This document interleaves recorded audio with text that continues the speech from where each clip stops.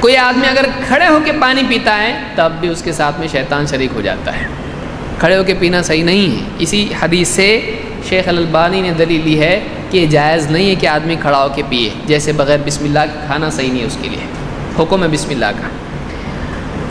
ابو ہریرہ رضی اللہ تعالیٰ کہتے ہیں کہ انہوں نے اللہ کے نبی صلی اللہ علیہ وسلم سے روایت کی ہے، کہتے ہیں کہ انہ رأى رجلا یشرب قائما، اللہ کے نبی صلی اللہ علیہ وسلم نے ایک آدمی کو کھڑے ہو کر پانی پیتے دیکھا. فقال له قه، آپ نے اس سے کیا کہا؟ الٹی کر، یعنی قے کر، قے کر، قہ. اس نے کہا لما، وہ بھی دیہاتی ہوگا تو لما یعنی کیوں؟ اس نے پوچھا کیوں؟ کہا ایسرک، آپ نے کہا ایسرک ان یشرب معک الہر، آپ نے اس سے پوچھا تیرے ساتھ بلی پیے ایک ہی برتن میں، تو بھی پی رہا بلی بھی پی رہی، چلے گا ایسا؟ قال لا، نہیں، یعنی بلی کے ساتھ منہ ڈال کے برتن میں پی چلے گا تیرے کو ایسا؟ کہا نہیں. قال فإنه قد شرب معك من هو شر منه، اس لیے کہ تیرے ساتھ بلی سے برا پیا ہے ابھی. کون؟ آپ نے کہا شیطان. تو کھڑے ہو کے جو پیا ہے اس کے ساتھ کون شریک ہوگا پینے میں؟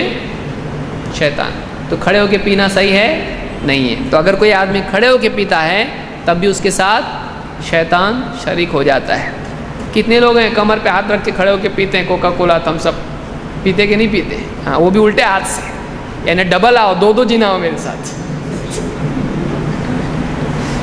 ایک کھڑے والا، ایک بغیر بسم اللہ کے، ایک الٹا. کیا ہے؟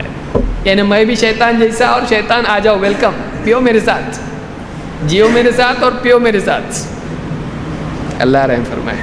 دیکھیے یہ چیزیں ہم کو دنیاوی ایٹیکیٹس کی کتابوں میں ملیں گی، اس میں خالی صاف ستھرا، وہ بھی بہت ساری ایسی چیزیں ملیں گی. یہ اتنا ڈینجر معاملہ ہے، یہ ہم کو کہاں سے ملے گا؟ یہ غیب کی چیزیں ہیں جو اللہ کے نبی صلی اللہ علیہ وسلم سے ملیں گی. اس لیے یہ علم تمام علوم پر فائق ہے. اس علم کے بغیر آدمی جانور کا جانور رہتا ہے. اس حدیث کو امام احمد نے روایت کیا اور صحیحہ میں شیخ الالبانی نے اس کو صحیح کہا ہے.